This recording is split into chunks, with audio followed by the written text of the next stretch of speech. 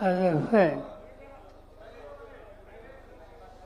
O sea, pagkasa wala friend na sa nilisano. Hindi kahit isaos. Wala na sumasabihan sa gulo, umalis sa nasal. Maharasa siya, anong dinesun? వ్యక్తిగత చేస్తాను సుధా విషయాన్ని కథ అభ్యంతరమైన యాచకని ప్రతిని స్వరూపమదే ఉపస్థిత సవ్యంతని అంతకన్నా పసులు స్వాగత करतो असा हा कार्यक्रम पैसा पण दिला पण मला अशी गमत होती की राष्ट्रवादीचा वर्धमान दिन याची जाहिरात आज मी सगळ्या महत्त्वाच्या वर्तमानपत्रामध्ये फ्रंट पेजला पाहिजे. आजपर्यंत टाइम्स ऑफ इंडियामध्ये राष्ट्रवादीची जाहिरात कधी मी पाहिली नव्हती. कारण पहिल्या पानावर जाहिरात द्यायची म्हणजे त्याची किंमत काय असते याची थोडी माहिती मला आहे. त्यामुळं आम्ही कोणी त्या रस्त्याने कधी गेलो नाही. पण यावेळेला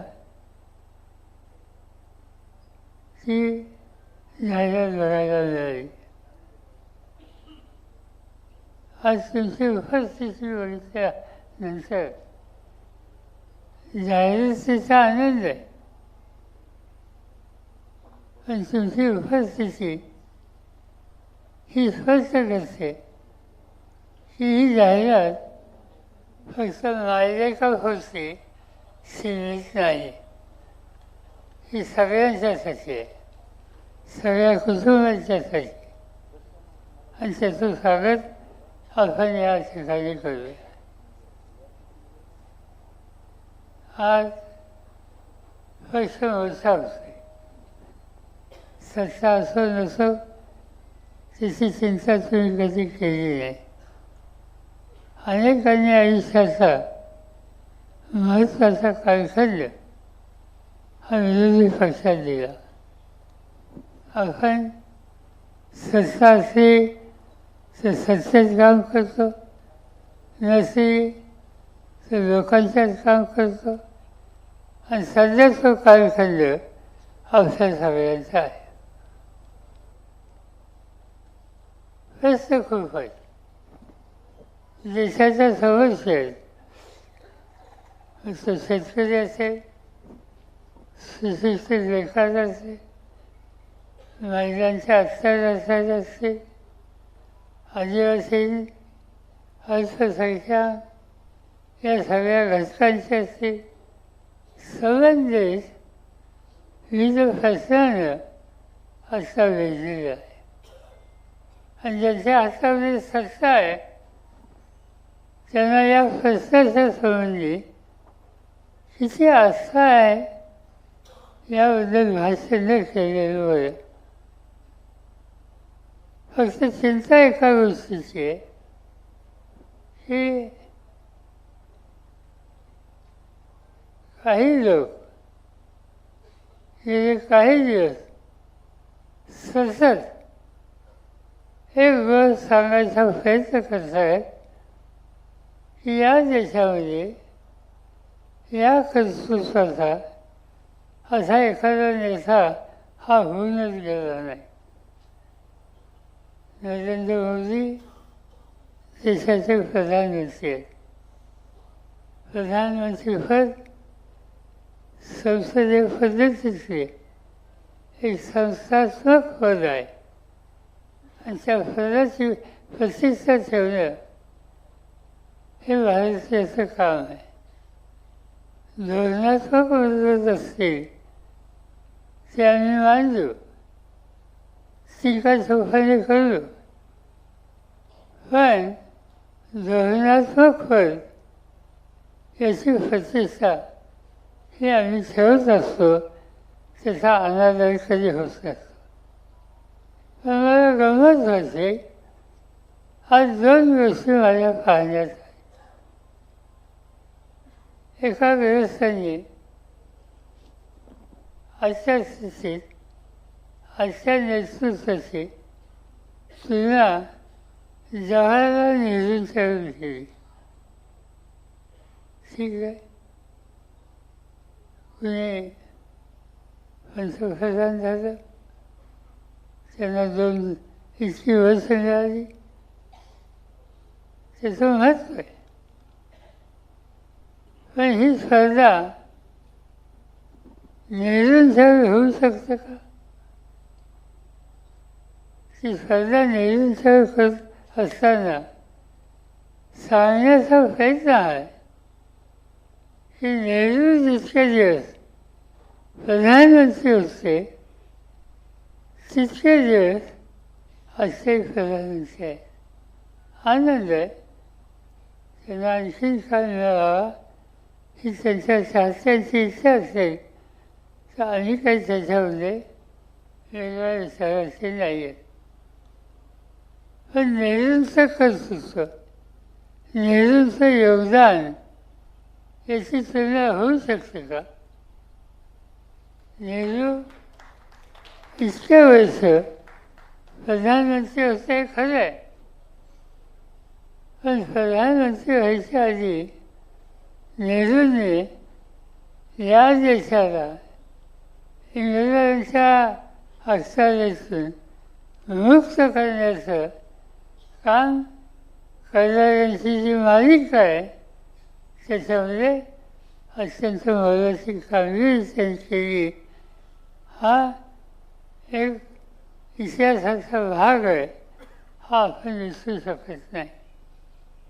नेहरू एका मोठ्या घराचे सुविधेग्रस्त होते. स्वातंत्र्य नाही पाहिल्यानंतर संघर्षात उतरले. स्वातंत्र्याच्या आधी अनेक वर्ष तुरुंगात राहिले.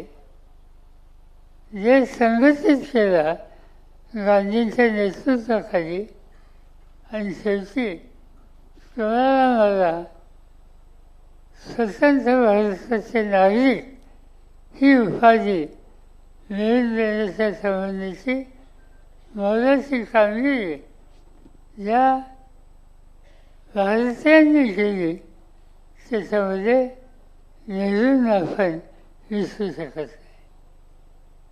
आणखी एक काही गोष्ट माझ्या पाहण्यात आली.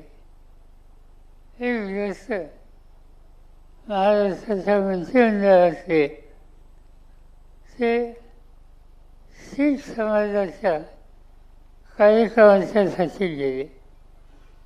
ते गेले, तिथे मला काही तक्रार करण्याचं कारण नाही, पण तिथं जे काही भाषण केलं गेलं ते भाषण अतिशय हलक्यात घेणारं होतं. त्या भाषणामध्ये त्यांनी फार मोठी टीका टिप्पणी ही त्या ठिकाणी केली. त्यांनी काय सांगितलं? त्यांनी इंदिरा गांधींच्यावर टीका केली. इंदिरा गांधी या देशाला स्वातंत्र्याच्या नंतर संघटित करायला, शक्तिशाली ठेवायला, जगामध्ये देशाची प्रतिष्ठा वाढवायला अतिशय मोलाची कामगिरी करणाऱ्या व्यक्तींच्या मालिकेमध्ये एक महान व्यक्ती होती. त्यांनी देशाची प्रतिष्ठा ही नेहमी सांभाळली. बाकी काही गोष्टी असो, पण त्यांनी देशाच्या प्रतिष्ठेचा संदर्भात कधी तडजोड केली नाही. मागे एकदा एक उदाहरण मी इतर सभेत सांगितलं होतं. इंदिरा गांधी प्रधानमंत्री होत्या. मॉस्कोला गेल्या. रशिया हा आपला मित्र देश. तिथे गेल्याच्या नंतर मॉस्कोच्या विमानतळावर त्या उतरल्या आणि त्यांच्या स्वागताला काही अधिकारी होते. साधारणतः एक पद्धत अशी आहे की एखाद्या देशाचा प्रधानमंत्री दुसऱ्या देशात जातो तर त्याचं स्वागत त्या दर्जाच्या व्यक्तीच्याकडून केलं जातं. पण इंदिराजींच्या बाबतीत ते घडलं नाही. इंदिराजींच्या लक्षात आलं तिथं भारतीय दूतावासाचे अभ्यासक गुजरात होते. त्यांनी गुजरातला सांगितलं की आपला कार्यक्रम काय. गुजरातने सांगितलं रशियन गव्हर्नमेंटचं जे ठिकाण आहे जिथं तुमचं निवासस्थान आहे आपल्याला तिथं जायचं आहे. इंदिराजींनी सांगितलं तिथं आपण जाऊ पण त्याच्या आधी तुमच्या घरी मला यायचं आहे. मॉस्कोला आपला दूतावास आहे फार मोठा आहे. मी गेलोच होतो. गुजरातला काळजी होती की त्या देशाचा प्राईम मिनिस्टर रशियाचा कुठं उभा आहे आणि तिथे न जाता माझ्या घरी आपण निघालो काय म्हणते. इंदिराजींनी सांगितलं तुम्हाला मला तुमच्या घरीच यायचं आहे. नाही का दादा. भारतीय दूतावास जिथं होता तिथं गुजरात साहेब इंदिराजींना घेऊन गेले. इंदिराजींनी गेल्यानंतर आवाज घेतला. चहापान झालं आणि सांगितलं दूतावासच्या प्रमुखांना तिथं 200 भारतीय कुटुंब राहत होते. तो दिवस सुट्टीचा होता. इंदिराजींनी सांगितलं 200 कुटुंब आपल्या घराची आपल्या कुटुंबाची इथं राहतात. त्यांच्यातले लहान मुलं आहेत ती सगळी गोळा करा आणि ती सगळी लहान मुलं तिथं बोलवली आणि इंदिरा गांधी त्या मुलांच्यावर खेळायला लागल्या. त्यांचं कबड्डी लंगडी अशा गोष्टी करायला लागल्या.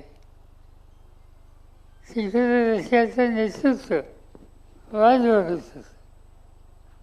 कुणीच त्यांनी सांगितलं इंदिराजींना की निघावं लागेल.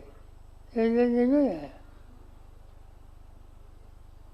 गुजरातने शेवटी इंदिराजींना विचारलं आमचं काही चुकलं का. त्यांनी तुमचं काही चुकलं नाही.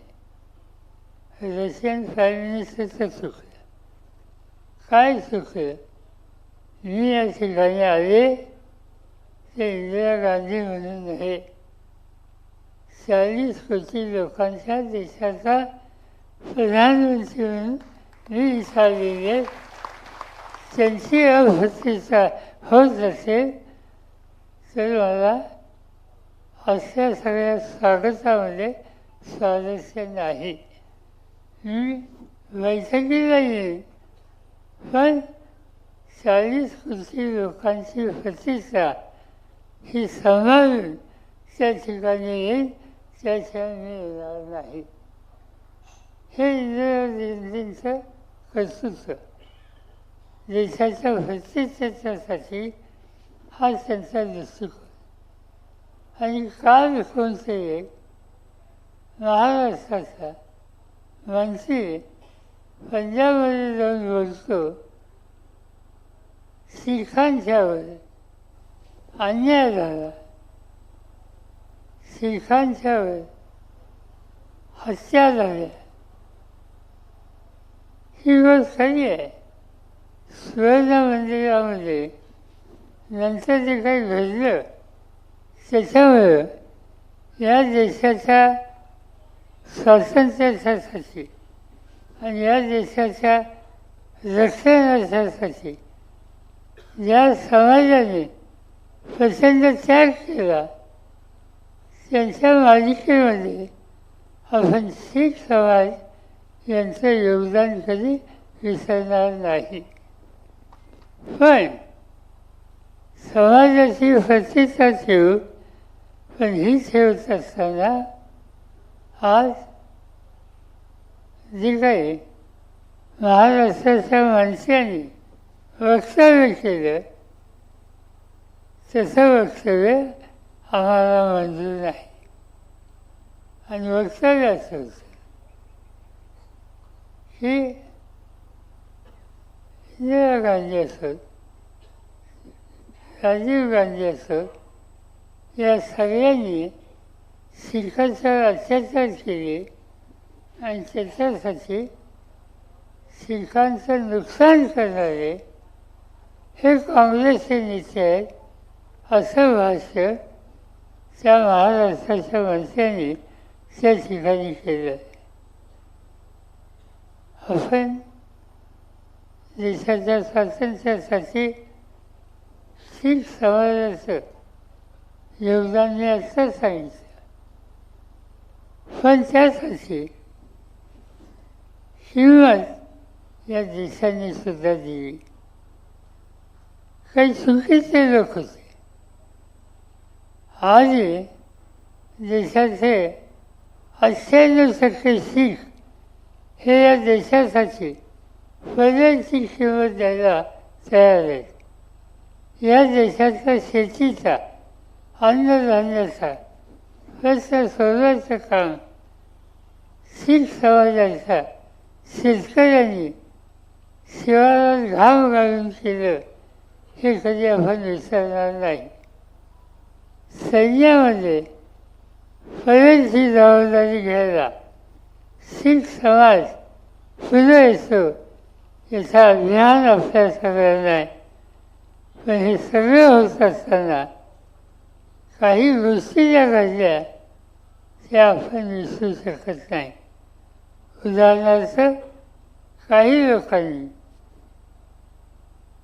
तरुण मुलांच्या मनामध्ये चुकीची विचारधारणा सांगून त्यांना एका वेगळ्या रस्त्यावर न्यायचा प्रयत्न केला आणि त्या रस्त्यावर अनेक हत्या झाल्या.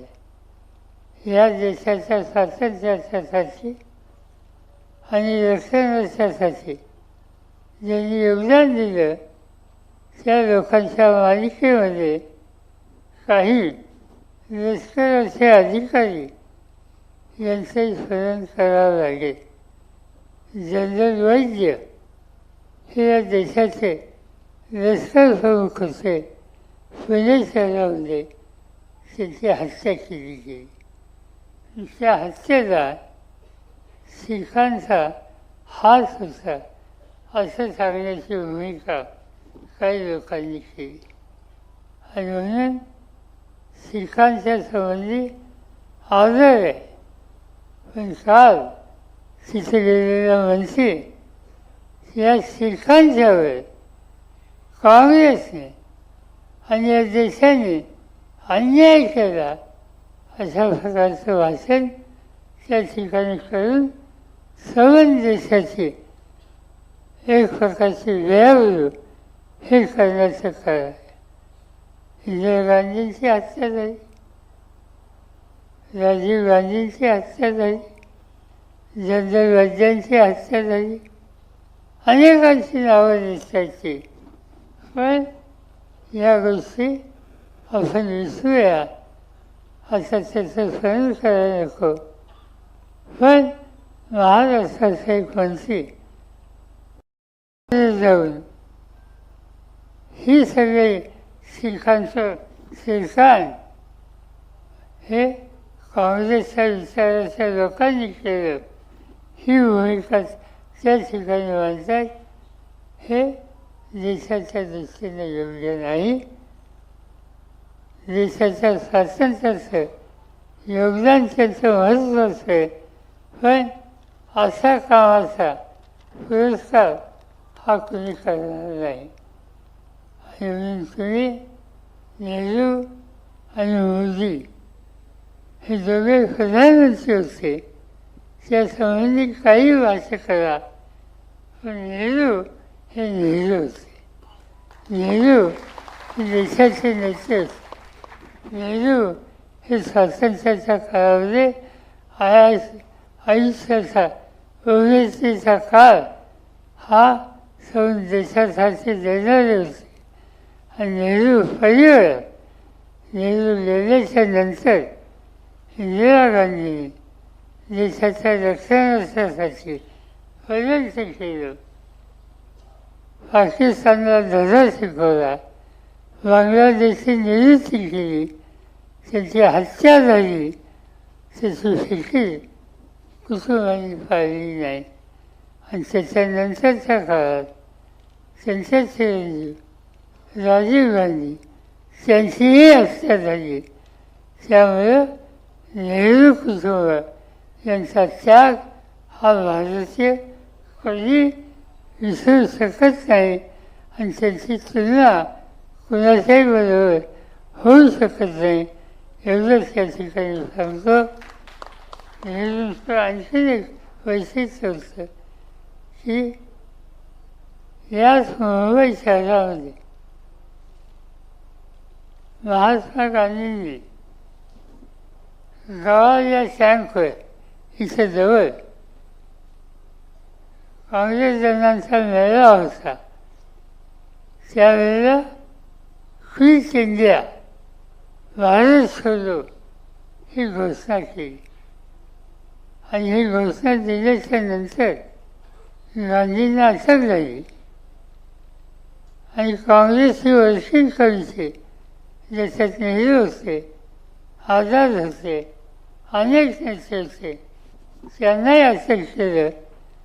आणि अहमदनगरच्या तुरुंगामध्ये जवाहरलाल नेहरू आणि सर्व काँग्रेसचे कार्यकारी यांना त्या ठिकाणी ठेवलेलं होतं. आणि अनेक वर्ष हे सगळं नेतृत्व अहमदनगरला होतं. आणि त्यागाच्या इतिहासामध्ये या सगळ्यांचं काम हे आपण कधी विसरू शकत नाही.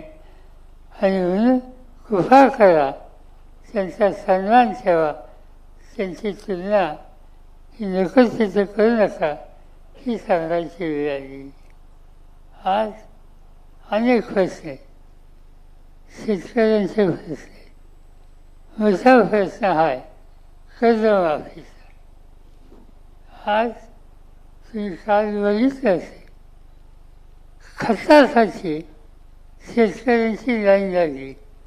रातोरात खत मिळत नाही.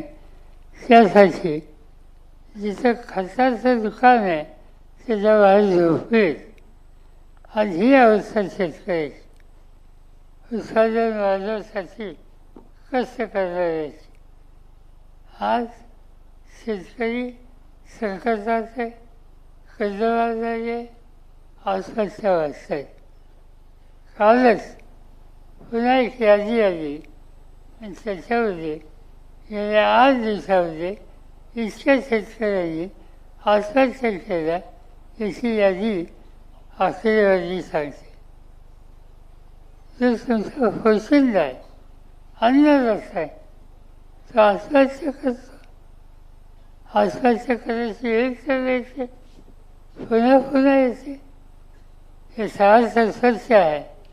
ज्यांच्या हातात सत्ता आहे त्या सत्ताधाऱ्यांनी देशाचा अन्नाचा प्रश्न सोडवला आणि घामाची किंमत मिळत नाही म्हणून असाच असणारा शेतकरी आज अस्वच्छाच्या रस्त्याला हात जातोय. आणि म्हणून आपण या वर्धापन दिनामध्ये ज्या घटकांच्यासाठी बरेच कष्ट करायला आणि तयार आहोत त्याच्यामधला शेतकरी याच्याकडे आम्ही कधी दुर्लक्ष करून चालणार नाही. पक्ष म्हणून त्यांच्या सगळ्या दुःखात तुम्हाला मला लक्ष द्यावं लागेल. आज बेकारीचा प्रश्न अतिशय महत्त्वाचा प्रश्न. तरुण माणूस कष्ट करण्याच्यासाठी तयार आहे, त्याला संधी मिळत नाही. समाजातला दलित, समाजातला मुस्लिम, समाजातला ख्रिश्चन, समाजातला अनेक या सगळ्यांना हा देश माझा आहे असं वाटेल अशा प्रकारचा राज्यकारभार चालावा ही त्यांची अपेक्षा आहे. पण त्याची पूर्तता आज होत नाही. ही गोष्ट त्यांच्या मनामध्ये एक प्रकारची अस्वस्थता निर्माण करणार. आणि म्हणून वर्धापन दिनात आपल्याला काही निकाल घ्यावे लागते. इथे अध्यक्ष आहेत, मी अध्यक्ष प्रमुख सहकार्यांना सुचवतो की अर्ध्या दिवसात बसूया. आज उपेक्षित समाजाचे जे प्रश्न आहेत त्या प्रश्नाच्यासाठी राष्ट्रवादी एकत्र घेऊन आवश्यकता असेल तर रस्त्यावर सुद्धा जाईल आणि आपल्या सामुदायिक ज्यांच्या हातात सत्ता आहे त्यांना योग्य दिशा देईल. ती त्यांनी स्वीकारली तर त्या रस्त्याने, ती जर स्वीकारली नाही तर संघर्षाच्या रस्त्याने एवढं सूत्र लक्षात ठेवून आपण कामाला लागू एवढंच आज मी या ठिकाणी सांगतो. आज जगामध्ये अनेक संकट आहेत. आपण गेले काही महिने सतत वाचतोय इराण युद्ध, आणखीन काही घटक एक संघर्ष चालू आहे. भारताचं वैशिष्ट्य कुठेही आंतरराष्ट्रीय संघर्ष निर्माण झाला तर भारताची भूमिका त्याच्यामध्ये अन्याय होणाऱ्या लोकांच्या मदत करण्याची होती.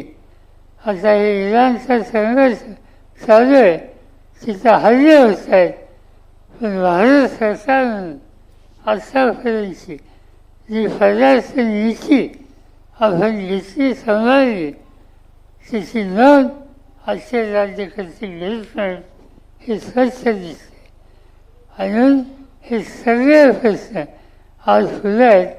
आता थांबायचं नाही, आता कामाला लागायचं, नवीन वातावरण तयार करायचं आणि राष्ट्रवादी स्वस्थ बसणार नाही ही भूमिका सगळ्या देशाच्या लक्षात कर्तृत्वानं, कष्टानं आणि संघर्षानं आणायची. याच कामाला आपण लागूया एवढं सांगतो. माझे 2 शब्द संपत.